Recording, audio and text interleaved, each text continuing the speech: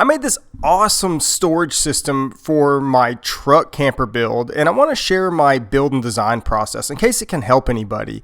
Now, these are very similar to what are known as Molle panels, but they're pretty custom, and I have a lot of special tools in here that I've used throughout the past few months.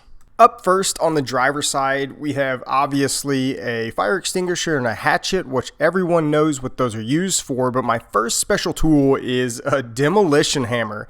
And believe it or not, this thing gets used just about weekly, and that's because I have some old property that used to be a farm, and there's a bunch of these old buildings that I've been tearing down, so I can either remove all the old material and clean up the land, or I'll build a new shed in their place. And this demolition hammer has a crowbar, it has a hammer, and just is in general designed for tearing things apart, so it's perfect. Next, we have bolt cutters.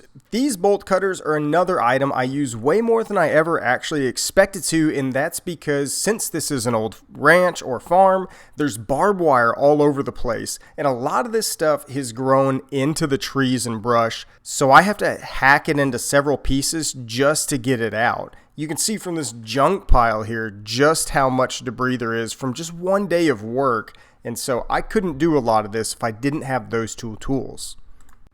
Now, this is a pretty cool fold-away table that I made with these hinges I got on Amazon that release with buttons on each side and just fold the table away real compact. And I use this if I want to eat in the truck, maybe get out of the elements, or as a work surface if I really need something small within the actual truck camper.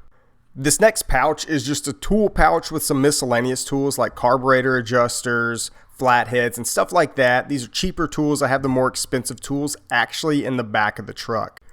Moving on to the passenger side, up first is a camp sprayer, and I use this thing so much. That's because my son loves to get in some of the muddiest spots, whether at the property or a park, and this thing is great to wash him off, wash my hands off, or wash tools. It started life as a garden sprayer that's only ever been used for water, and it has these custom designed 3D printed nozzles I made so that I actually get a really good spray pattern for washing different things off. And this takes us to a Pelican case that's filled with a lot of my PPE, things like work gloves, safety glasses, rubber gloves, masks, bug spray, earplugs, and I've even got a safety whistle in there just in case if, I don't know. Since I'm on unimproved land a lot, I have these traction boards that'll help me get out of any sticky situations if I do get stuck in some mud, because I'm not driving on roads, I'm driving through fields. And these things are pretty awesome. I want you to notice that not only do they have a latch to hold the traction boards, they have this flat piece that rests on the bed rails, which does a great job at transferring the load into those rails instead of a bending moment into the panels themselves, which would probably eventually fatigue them and wear them out. This middle section carries random things. Right now there's a battery bank there, but this kind of changes by the week depending on what I'm using it for. Now these things are slotted so that I can slide the panel down and rest it on my wheel arch. And between the bottom of that bracket and the wheel arch is this sound damping foam, so I don't get a bunch of chatter and chafing between the two brackets. And despite how long this panel is, the design overall keeps it pretty rigid. Now we move on to our next Pelican case, which is our camp kitchen. Actually, it's just a backpack stove that I throw in the back there every now and then. If I don't want to eat at a gas station or restaurant on the way out to the property, I like to bring Mountain House or other freeze-dried meals. Believe it or not, I actually love those things, at least compared to taquitos or hot dogs from the gas station. And it's incredibly quick, so I can boil water in just a few minutes with this thing. And once it's boiling, pour it into the bag. While it rests in the bag and rehydrates, I can go work on other projects. Like that shed that I just tore down, I'm actually rebuilding a much nicer shed so I can store equipment out here instead of having to haul so much back and forth. And 15 minutes later, it is break time again. These green chains in the corner here are what's called a brush grubber, and this thing is great because I can just slap it around a small tree or a clump of some brush. It's taken me a few seconds here because I'm sort of trying to stay out of all this poison ivy. If you can't see, there's a bunch of poison ivy around this tiny cedar tree.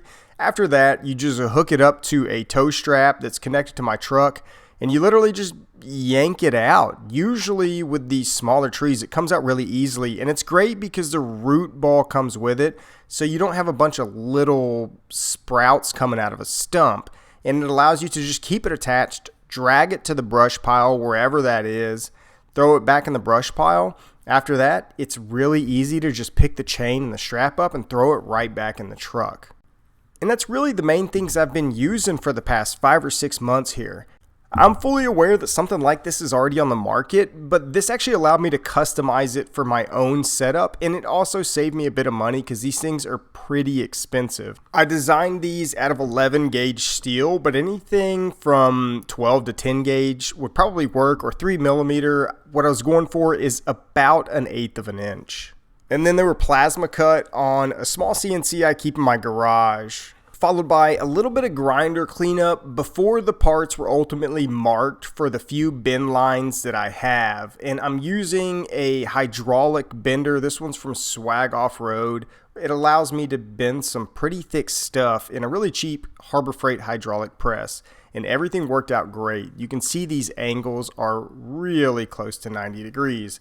And then after cleaning everything up, these panels are starting to look great. So then I welded these angle brackets on the back of the panel to mount to the actual truck. And like an idiot, I painted it first. You can see it catching on fire here.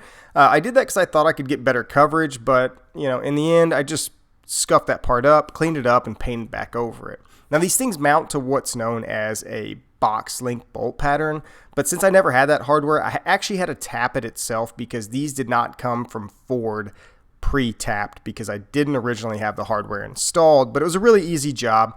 Cut straight through it with some regular off-the-shelf taps. And then before I installed the panels themselves, I lined them with this rubberized edge liner so that I can rest them on the actual bed itself. And again, this is allowing me to transfer the weight to the bed instead of putting a bending moment on that 4-bolt pattern that might eventually fatigue the bed itself.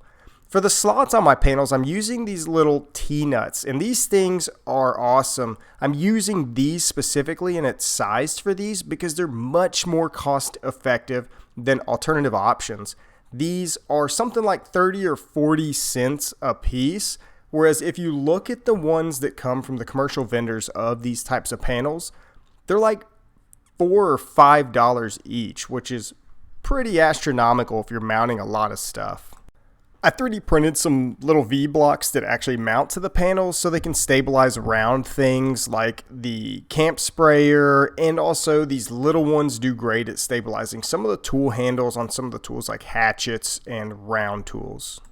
And if the location I needed them to be in didn't fall on an area where there was a slot for the T-nuts, I just 3D printed a little nut holder so I could screw it onto the panel anywhere within the Molle section. If you're wondering why I don't just store the tools in the giant cargo section that is a bed of the truck, it's because I actually do store tools back there. They're just a lot larger and take up a lot more space.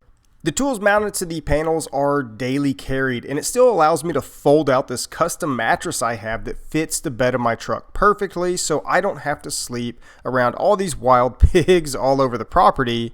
I get to sleep in the truck. That's all I have for this video today. If you have any questions or want more details about any of the specific things I've built for this, please feel free to reach out. I'll either make a video dedicated to it, say you want more info on the camp sprayer, or I'll just respond in the comments with some quick data that hopefully can answer your questions. Thanks everyone for watching, and I'll be back soon.